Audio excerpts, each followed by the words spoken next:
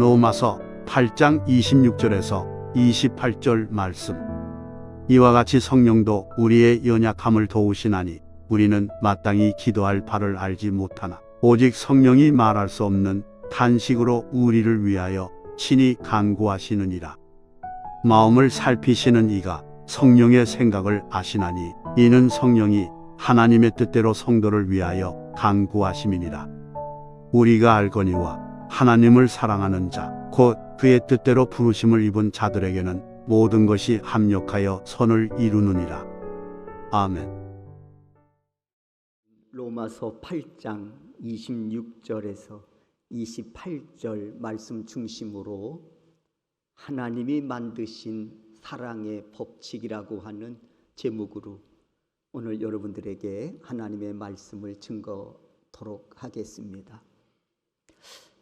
중고등학교 시절에 많이 들은 그런 포크송 노래 가사가 생각납니다. 1000만 번 들어도 기분 좋은 말 사랑해 라고 하는 가사입니다. 오늘 이 시간에는 사랑에 대해 말씀을 좀 나누려고 합니다. 우리가 사랑을 말할 때 내가 누군가를 사랑할 수도 있고 반면 내가 누군가에게 사랑을 받을 수도 있습니다. 사랑할 수도 있고 사랑을 받을 수도 있다는 이야기죠. 결혼을 앞둔 청춘 남녀에게 어떤 배우자를 만나고 싶으냐고 물으면 대부분은 이렇게 답합니다. 나만을 진심으로 사랑해주는 사람을 만나고 싶다. 그렇게 말합니다. 나만을 사랑해주는 사람. 물론 간혹 이런 사람도 있습니다. 내가 사랑받는 것도 좋지만 사랑할 수 있는, 내가 사랑할 수 있는 사람을 만났으면 좋겠다 하는 사람도 있습니다. 그렇다면 예수님은 뭐라고 말씀하셨을까? 마태복음 22장 37절에서 40절의 말씀을 보면 예수님은 사랑에 대해서 이렇게 말씀하고 있습니다. 예수께서 이르시되 내 마음을 다하고 목숨을 다하고 뜻을 다하여 주 너희 하나님을 사랑하라 하셨으니 이것이 크고 첫째 되는 계명이요 둘째는 그와 같으니 내 이웃을 내 자신과 같이 사랑하라 하셨으니 이 계명이 온 율법과 선지자의 강령이니라 하고 말씀합니다. 이와 같이 예수님은 우리가 누구를 사랑해야 할지 그리고 어떻게 사랑해야 할지를 말씀하고 있습니다. 누구를 사랑해야 하고 어떻게 사랑해야 하는지를 말씀하고 있다는 것이죠. 오늘 본문으로 돌아갑니다. 28절을 보면 유독 눈에 띄는 구절이 있습니다. 하나님을 사랑하는 자라는 말씀입니다. 여러분, 우리가 하나님을 사랑할 수 있다고 하는 것 실로 복이 아닐 수 없습니다. 이런 생각 해보셨습니까? 내가 하나님을 마음껏 사랑할 수 있다고 하는 것, 이것이 참 복된 일이다. 이렇게 생각해 본 적이 있으셨느냐는 겁니다. 하나님, 제가 당신을 사랑합니다 라고 말씀드렸을 때 하나님께서 말씀하시기를 나 사랑하지 마. 나 내 사랑 부담스러워 라고 말씀한다면 얼마나 그리스도인들에게 비극이겠습니까? 때문에 내가 하나님을 마음껏 사랑할 수 있다고 하는 것 참 복된 일이다라고 생각해 본 적이 있으셨느냐는 겁니다. 또 반면에 말이죠. 내가 하나님을 사랑해야 한다고 하는 것이 오히려 내 인생의 짐이 되고, 내가 하나님을 사랑해야 한다고 하는 것이 부담으로 와 닿은 적은 없으셨는지요? 극과 극이지요. 사랑이라는 단어를 하나 놓고 내가 마음껏 하나님을 사랑할 수 있다고 하는 것이 참 복된 일이구나 생각하는 사람이 있는가 하면, 반면에 내가 하나님을 사랑해야 한다고 하는 것이 오히려 짐이 되고 부담이 된다고 말이죠. 이런 생각을 하며 살아가신 적은 없으셨느냐는 거죠. 만약에 말입니다, 우리가 하나님을 사랑함에 있어서 이것이 부담이 되고 이것이 짐이 된다면 이유가 뭘까요? 첫째는 사랑은 희생을 동반해야 하기 때문에, 하나님 사랑하는 것은 좋지만 거기에 따르는 희생이 짐이 되고 부담이 되기 때문은 아닌지, 또 살다 보면 하나님보다 더 사랑하고 싶은 것들이 있을 수 있는데, 그럼에도 불구하고 하나님을 사랑해야 한다고 하는 이 사실이 짐이 되고 부담이 되기 때문은 아닌지. 그렇다면 그런 분들에게 다시 묻고 싶은 것이 있습니다. 하나님을 사랑함으로 인하여 내가 감당해야 될 그런 희생들이 과연 의미 없는 것이라고 생각하시느냐는 겁니다. 내가 하나님 사랑함에 있어서 희생해야 할 것이 있을진데 그 희생이 내 인생에 의미 없는 것입니까? 또한 하나님보다 더 사랑하고 싶은 것들이 있을진데 정말 그것들이 그만한 가치가 있느냐는 거예요. 그래서 삼손에게 묻고 싶습니다. 소크라테스 형한테 묻고 싶은 게 아니라 삼손에게 묻고 싶습니다. 하나님 사랑함보다 세상이 주는 쾌락이 그만한 가치가 있었느냐고 말입니다. 가룟 유다에게 묻고 싶습니다. 은 30냥의 가치가 예수님을 사랑함보다 더 가치가 있었느냐고 말입니다. 여러분은 답을 아시잖아요.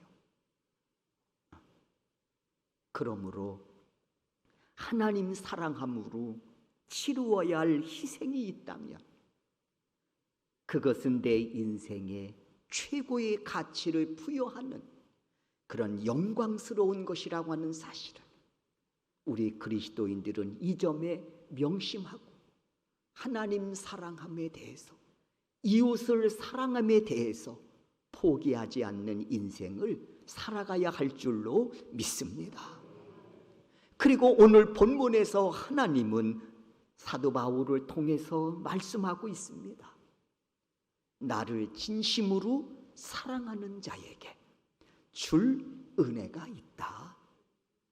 이 은혜가 너와 함께 하기를 원한다 라고 하는 이 말씀을 오늘 본문을 통해서 오늘 우리에게 주고 계십니다. 사랑하는 우리 소명교회 성도 여러분, 이 주의 종이 이 은혜를 하나하나 말씀을 드릴 때 아멘으로 화답하는 여러분이 바로 이 은혜의 주인공이 되어 오늘을 살아가는 그런 믿음의 사람들이 되실 수 있기를 주의 이름으로 축원합니다. 26절을 제가 읽겠습니다. 화면을 봐 주시지요. 26절입니다. 이와 같이 성령도 우리의 연약함을 도우시나니 그랬어요. 그렇습니다. 하나님을 사랑하는 자 예비하신 은혜가 있습니다. 그 은혜가 뭔고 하니 성령께서 반드시 그의 연약함을 도와주신다고 하는 약속입니다. 여기서 연약함은 어느 정도 연약함이냐 하면 요한복음 5장 말씀에 보면 베데스다 연못에 38년 된 병자가 나옵니다. 3일도 누워 있으면 참 우리의 연약함 때문에 속상해할 때가 참 많잖아요. 하물며 38년을 병석에 누워 있다고 하면 그 연약함, 그 병자의 형편이 어떻겠습니까? 연약함도 정말 지독한 연약함일 겁니다. 그런데 이 병자의 지독한 연약함이 오늘 본문에서 말씀하고 있는 이 연약함과 동급을 이루는 말씀이라는 거예요. 그런데 성령님은 그와 같은 지독한 연약함을 도우시어 회복시키시고 강건케 하심으로 일으켜 세우시겠다고 약속하고 계십니다. 누구에게? 하나님 사랑하는 자들에게 말입니다. 그리고 지금 사도 바울은 로마서를 기록하면서 고백합니다. 여러분, 그 약속의 최고의 수혜자는 바로 접니다. 저는 다메섹에서 예수 그리스도를 구원자로 영접하기 전까지는 베데스다에 누워있던 38년 환자와 다를 바 없는 그런 연약한 존재로 살아가던 자였습니다. 실상은 제가 잘난 줄 알았거든요. 실상은 제가 강한 자인 줄 알았거든요. 그런데 예수 그리스도를 구세주로 영접한 이후에 내 모습을 보니 베데스다에 누워있던 38년 병자와 다를 바 없는 그런 연약한 존재였습니다. 그럼에도 불구하고 하나님 사랑케 하심으로 성령께서 내 연약함을 도우심으로 인하여 오늘 이 말씀의 최고의 수혜자는 바로 접니다 하고 고백하고 있는 겁니다. 그리고 고린도 교회 성도들에게 자신의 이와 같은 지독한 연약함을 오히려 기뻐하고 자랑한다고 선포하고 있습니다. 보통 사람들은 자신의 부족함을, 연약함을 감추기에 급급하지 않습니까? 그런데 사도 바울은 자신의 연약함을 들추어낼 뿐만 아니라 여러분, 이 연약함에 대해서 나는 기뻐하고요, 나는 이 연약함에 대해서 여러분을 향해 오히려 자랑합니다 라고 그가 고백하고 있다는 거예요. 고린도후서 11장 30절입니다. 내가 부득불 자랑할진대 내가 약한 것을 자랑하니라. 약한 것을 자랑하니라. 여기서 약함은 방금 말씀드렸듯이 38년 된 병자가 베데스다에 누워있던 그 절망하던 그 약함을 말하고 있습니다. 그런데 바울은 그와 같은 약함을 오히려 자랑할진대 부득불 자랑해야만 하겠다는 겁니다. 참 이해하기가 어렵습니다. 일반 상식으로는요, 납득이 되지 않습니다. 그런데 왜 그가 납득이 되지 않는 이 연약함을 자랑한다고 당당하게 그가 이렇게 고백하며 선포할 수 있었을까? 그 답이 고린도후서 12장 9절에 있습니다. 다 같이 한번 우리가 이 말씀은 읽도록 하겠습니다. 읽습니다. 나의 여러 약한 것들에 대하여 자랑하리니 이는 그리스도의 능력이 내게 머물게 하려 함이로다 그랬어요. 아멘입니다. 바울이 이와 같은 약함에 대해 기뻐하고 자랑할 수 있었던 이유는 뭔고 하니 바로 성령께서 그 연약함 속에 그리스도의 능력으로 채우시겠다고 약속하셨기 때문이었습니다. 그러니까 바울은 약함을 감추는 게 아니라 자신을 들여다보면서 뭘 찾는고 하니 내 약함이 뭐지? 내 약함이 뭐지? 빨리 이 약함을 드러내요. 하나님께 올려드려야지. 왜? 그래야 성령께서 그 약함 속에 그리스도의 능력으로 채움받는 은혜를 그가 만나기 때문이었다는 것이지. 약함이 보이면 그것 때문에 낙심하는 게 아니에요. 절망하는 게 아니에요. 야, 이 약함에 그리스도의 능력을 채우면 또 어떤 역사가 내 삶 속에서 펼쳐질까 기대한다는 것이지요. 이게 그리스도인의 진정한 모습이고 하나님 사랑하며 살아가는 자들의 모습 아니겠습니까? 그렇다면 내 약함에 그리스도의 능력으로 채울 때 그 그리스도의 능력이 어떻게 나타날까? 능력은 나타나야 되잖아요. 그래서 이것이 간증이고 이것이 나의 찬송이라고 선포할 수 있어야 되잖아요. 약함 속에 채워진 그리스도의 능력이 뭘까? 26절에서 말씀하고 있습니다. 26절 다 같이 한번 읽겠습니다. 읽습니다. 이와 같이 성령도 우리의 연약함을 도우시나니 우리는 마땅히 기도할 바를 알지 못하나 오직 성령이 말할 수 없는 탄식으로 우리를 위하여 친히 간구하시느니라 그랬어요. 우리의 연약함이 뭐냐? 기도할 바를 알지 못한다는 거예요. 기도할 바를 알지 못한다. 여러분, 기도가 뭔지 아시지요? 하나님과 영적 교제입니다. 하나님과 소통의 통로입니다.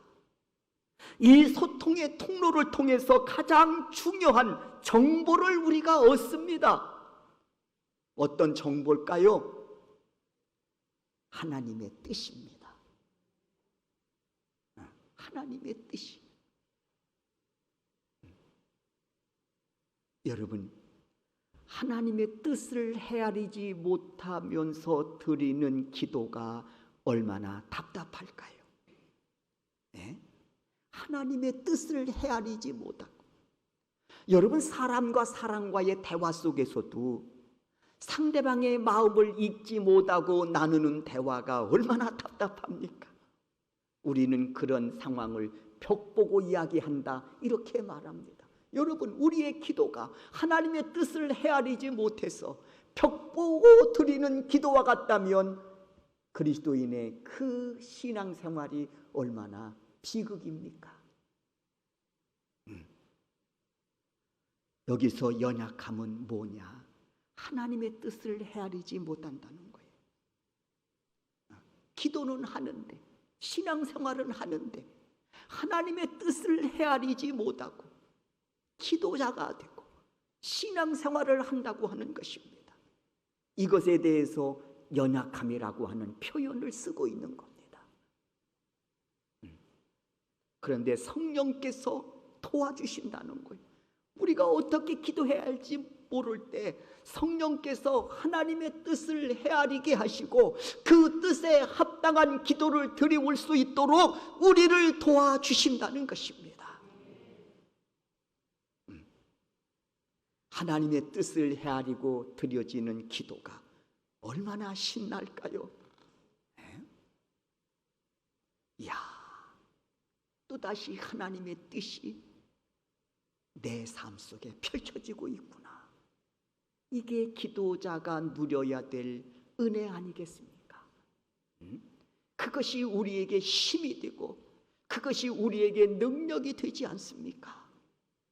하나님을 사랑하는 자, 그 연약함을 도우셔서 하나님의 뜻을 헤아리게 하시고 그 뜻에 합당한 기도를 드리게 하심으로써 하나님의 거룩하신 뜻이 그 삶을 통해서 또 하나의 열매로 맺게 하시는 은혜로 인도해 주시겠다고 오늘 본문을 통해서 우리에게 말씀해 주시고 있습니다. 신앙생활에 있어서 이는 매우 중요한 문제지요. 소원합니다. 성령님의 도우심을 힘입어 내 연약함을 강하게 하실 뿐만 아니라 성령님의 도우심을 힘입어 하나님의 뜻을 헤아리게 하시고 그 뜻에 합당한 기도를 드림으로써 또 하나의 하나님의 거룩하신 뜻들이 내 생활 속에 아름다운 열매되어 하나님께는 영광을 올려드릴 수 있는, 그리고 내 생애가 하나님 앞에 보석처럼 빛을 발하는 그런 은혜롭고 복된 삶으로 이어가실 수 있기를 주의 이름으로 축원합니다. 그래서 무슨 일을 만나든 구주 예수 의지함이 심히 기쁜 일일세. 이 멋진 고백이 여러분의 입술을 통해서도 선포되어질 수 있기를 주의 이름으로 축원합니다.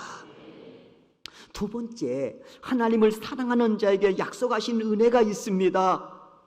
28절에 보니 모든 것이 협력하여 선을 이루어 주시는 은혜입니다. 모든 것이 협력하여, 모든 것이 실패했을 때나 성공했을 때나 병들었을 때나 건강할 때나 모든 것이 협력하여 선을 이루게 하시는 은혜를 약속하십니다. 28절입니다. 우리 다 같이 한번 28절 읽습니다. 우리가 알거니와 하나님을 사랑하는 자 곧 그의 뜻대로 부르심을 입은 자들에게는 모든 것이 협력하여 선을 이루느니라. 28절에서 주목해야 할 말씀이 있지요. 부르심을 입은 자들, 그리고 모든 것이 협력하여 선을 이루심. 이 말씀에 우리가 주목하게 됩니다. 이 말씀의 주인공이 누굽니까? 하나님 사랑하는 자들이지요. 하나님은 사랑하는 자들을 부르십니다. 그리고 모든 것을 협력하여 선을 이루시는 역사를 만들어 가십니다. 그렇습니다. 하나님은 어느 시대건 하나님 사랑하는 자들을 부르셨습니다. 그리고 모든 것을 협력하여 선을 이루게 하시는 은혜를 보게 해 주셨습니다. 다윗, 골리앗 앞에 당당히 나서서 싸우겠다고 선언하는 그 모습에서 여러분은 무엇이 보이십니까? 네? 어린 조그만 다윗이 골리앗 앞에 그가 당당하게 서서 싸우겠다고 선언하고 있습니다. 이 어린 다윗에게서 무엇이 보이십니까? 여러분, 누구보다도 하나님을 사랑하는 마음 보이지 않습니까? 하나님 사랑하는 마음. 사실 다윗인들 왜 골리앗이 두렵지 않았겠습니까? 그럼에도 불구하고 다윗이 나설 수밖에 없었던 이유는 하나님 사랑하는 마음이 있었기 때문이었습니다. 그 하나님을 골리앗이 모욕을 하고 있는 거예요. 하나님의 군대를 모욕하고 있는 겁니다. 내가 사랑하는 하나님을 감히, 그리고 다윗이 나서서 그 골리앗과 싸워 그 입을 막아버리겠다는 것이지요. 적어도 다윗은 하나님 사랑함에 자신의 목숨을 건 겁니다. 서두에 말씀드렸죠. 하나님 사랑하는 것 좋은 줄 아는데 왜 이것이 짐이 되고 왜 이것이 부담이 될까? 사랑은 희생이 따르기 때문이고, 하나님보다 더 좋은 거 나타나면 어떻게 하지? 라고 하는 이것이 내 마음을 무겁게 하기 때문은 아니냐 말이에요. 오늘 골리앗 앞에 서 있는 다윗을 보십시오. 그는 적어도 하나님 사랑함에 자신의 목숨을 걸었습니다. 그런 다윗을 보신 하나님, 그를 한 나라의 왕으로 세우시지요. 그리고 그로 하여금 통일 왕국을 세워 40년간을 영광 받으십니다. 물론 다윗의 생애 속에 고난이 없었던 것은 아닙니다. 오히려 그 누구보다도 힘겨운 많은 고난들이 있었습니다. 그럼에도 하나님께서는 고난까지도 사용하셔서 결국은 선한 작품을 만들어 그의 인생을 아름답게 하셨던 것이지요. 모든 것을 협력하여 선을 이루는 은혜를 그에게 부어주셨던 것입니다. 때문에 하나님 사랑하며 이 약속을 붙들고 사는 자들은 어떤 일을 만나도 절망으로 무너지지 않습니다. 오히려 당당히 맞습니다. 왜냐하면 하나님은 내 고난까지도 사용하셔서 선한 역사를 만들어 주실 것을 확신하기 때문에 그렇습니다. 저는 이 사실을 깨달았을 때 요셉이라고 하는 인물이 생각났습니다. 요셉, 그는 하루아침에 형제들의 손에 의해 애굽의 은 20냥에 팔려갔습니다. 하루아침에 노예가 돼버린 거예요. 이런 기가 막힐 노릇이 어디 있습니까? 형들이 팔아버린 거죠. 그런데 또 요셉은 이상하리만큼 형들에 대한 원한이나 한을 품지 않습니다. 어디에서도 찾아볼 수 없잖아요.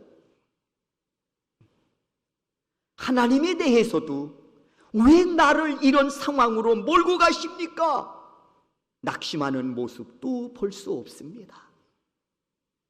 때문에 이 대목에서 우리로 하여금 깨닫게 하시는 것이 있습니다.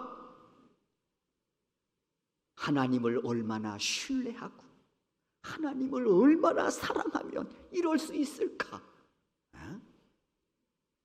그런데 요셉의 불행과 비극은 여기서 끝나지 않잖아요. 더 큰 불행과 비극이 또 찾아옵니다. 요셉이 노예로 팔려갔을 때 그 주인 마나님이 유혹합니다.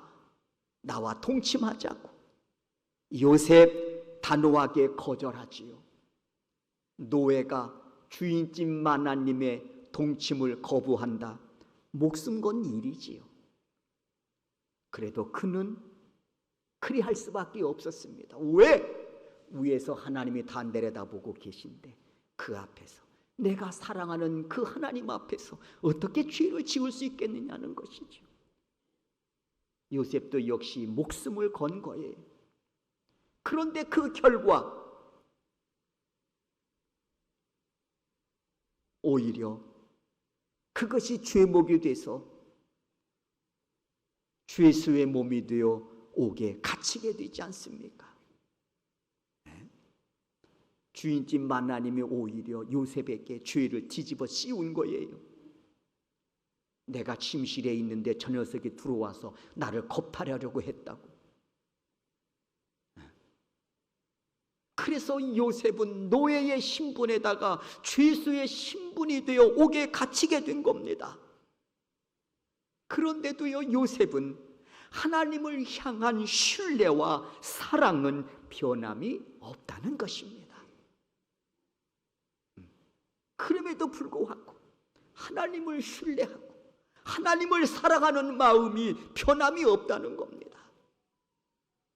순풍에 돛달고 달려가는 인생의 여정 속에서 누군들 하나님을 신뢰하지 않고 누군들 하나님 사랑한다고 고백하지 않을 수 있겠습니까?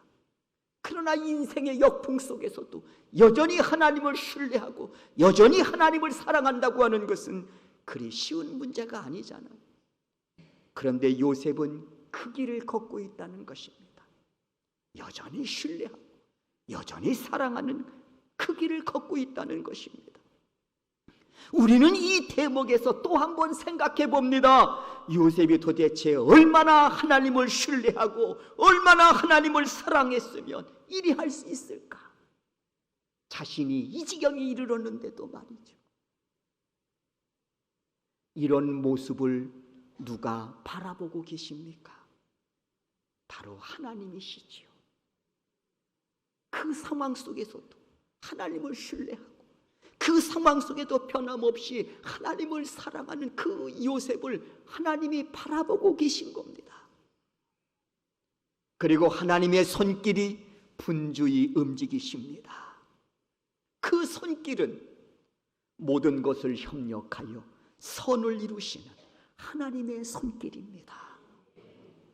그래서 요셉이 당한 고난들을 하나하나 퍼즐 조각 맞추는 것처럼 맞추셔서 결국에는 멋진 작품을 하나님 완성하시지요.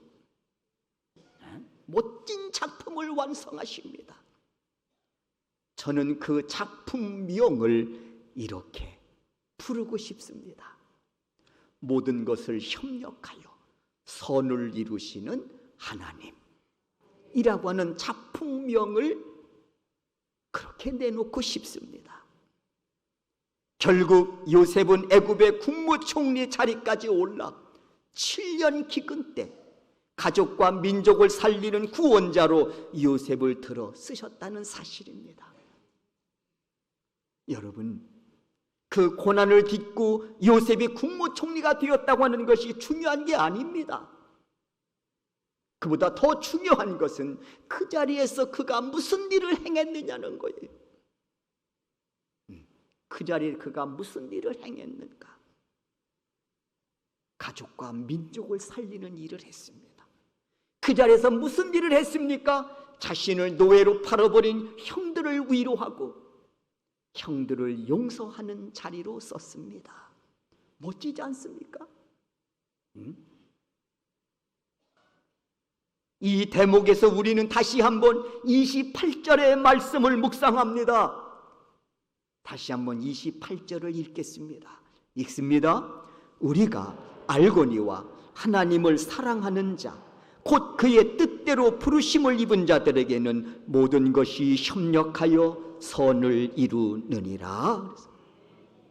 사랑하는 우리 소명교회 성도 여러분, 하나님은 오늘도 사랑하는 자를 부르십니다.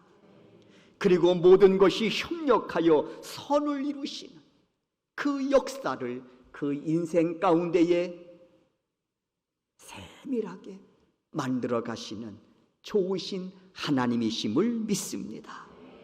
그 베푸신 은혜의 현장에 언제나 여러분이 시냇가에 심어진 나무처럼 푸르름과 철을 따라 열매를 맺는 그런 복 있는 인생들이 되시기를 주의 이름으로 축원합니다.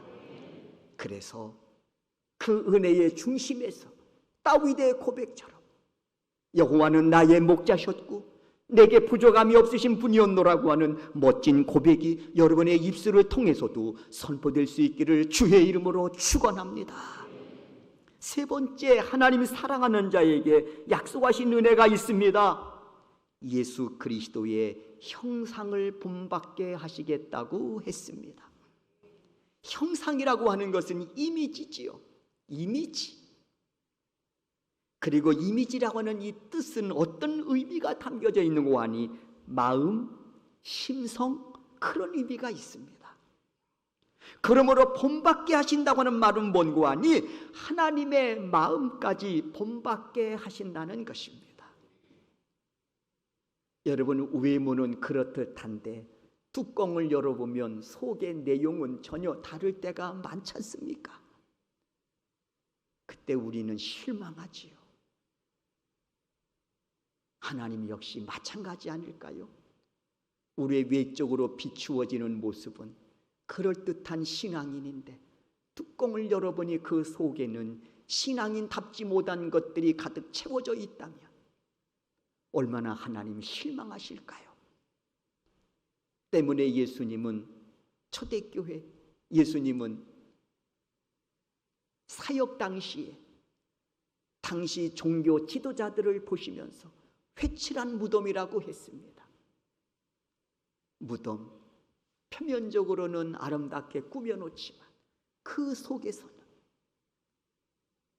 사람 썩는 냄새가 나는 거예요. 우리의 신앙 모습이 그럴 수 있다는 거죠. 예수 그리스도의 마음을 담지 못하면 말입니다. 더군다나 하나님은 우리의 중심을 보신다고 말씀하지 않으셨습니까? 네? 그런데 오늘 세 번째 하나님이 약속하시는 게 있습니다. 하나님 사랑하는 자들에게 그리스도의 형상을 본받게 하시겠다. 마음까지, 예수님의 마음까지 본받게 하시겠다는 거예요. 예수님의 마음을 품고 살아가게 하시겠다는 거죠. 여러분, 하나님의 마음의 대표성은 뭘까요? 사랑 아니겠습니까?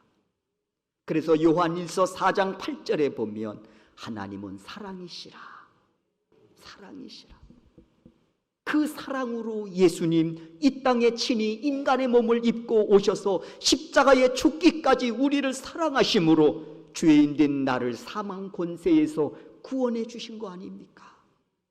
그 예수님 우리에게 말씀하십니다. 내가 너에게 베푼 사랑, 십자가의 사랑으로 하나님 사랑하고 이웃 사랑하라고 말씀하고 있습니다. 그러니까 가만히 보면 오늘 본문을 통해서 하나님 사랑하는 자라는 이 말씀은 그 사랑의 주인은 우리의 것이 아니었네요. 하나님이 예수 그리스도를 통해서 주신 그 사랑 다시 꺼내서 변함없이 하나님 사랑하고 변함없이 이웃을 사랑하라고 말씀하고 계신 겁니다.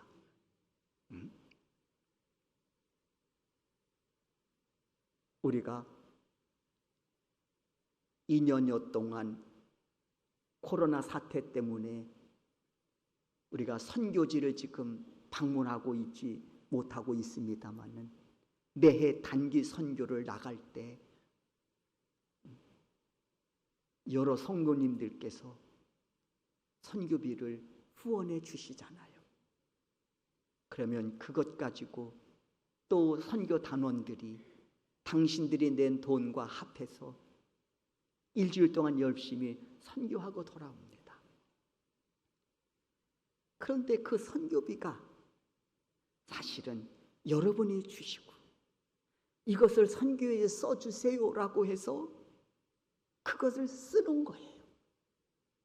그 선교 헌금이 내 것이 아니란 말이에요. 여러분의 손에서 나온 거예요.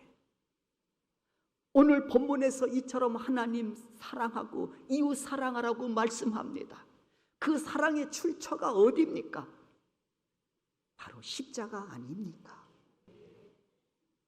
십자가 사랑으로 네가 죄 사함 받고 구원받았으니 너도 이제 그 받은 사랑 꺼내서 변함없이 하나님 사랑하라고, 그리고 이웃을 내 자신과 같이 사랑하라고 우리에게 명하고 계신 겁니다. 주의 종이 소망합니다. 하나님이 세워주신 삶의 자리에서 그 하나님의 사랑을 전하는 그런 증인된 삶을 살아가시는 여러분 되실 수 있기를 주의 이름으로 축원합니다. 하나님 분명 때마다 시마다 내 연약함을 도우셔서 하나님의 뜻을 깨닫게 하시고 이를 위해 엎드려 기도하게 하심으로써 내 삶의 현장에 또 하나의 하나님의 거룩하신 뜻이 이루어지는 그 생명의 역사를 보게 해 주실 줄로 믿습니다.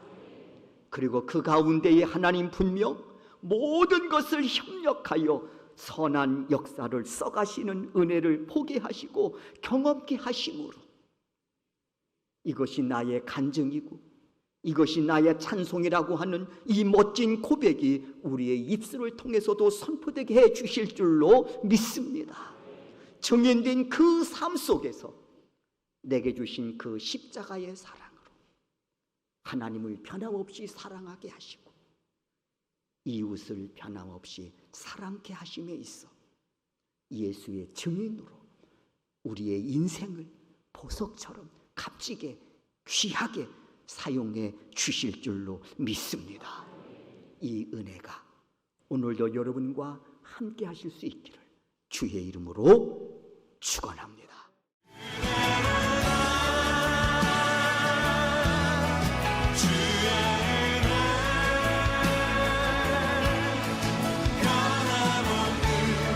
진실